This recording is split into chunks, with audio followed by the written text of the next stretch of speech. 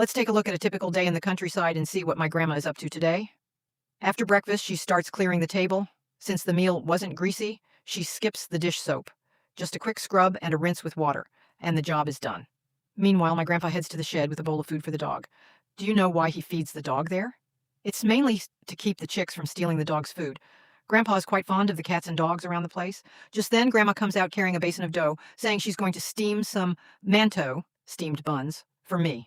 Being from Shandong, a love for wheat-based foods is practically in her DNA. She gets the dough rising in no time, then turns her attention to feeding her flock of chicks. You know, Grandma hatched 3 batches of chicks this year. Not counting the adult birds, there are 50 chicks alone. She says she hadn't planned on hatching so many, but the hens keep going broody. Just yesterday, she discovered a hen secretly sitting on a clutch of eggs in the shed, refusing to come out. Grandpa puts on his straw hat and heads out to herd the geese, spending the day with just the dog at the foot of the mountains, far from the city's hustle and bustle. That's exactly why I love the countryside. Grandma heads over to her vegetable patch to pick out ingredients for the day. She mentions that we missed out on eggplant the other day, so she's going to make a special eggplant dish for me. I tell her that in this heat, we should just keep things simple. She spots a vegetable plant that needs pulling up. She initially thinks of feeding it to the chickens, but realizes it's a bit too big. So she puts the eggplant down.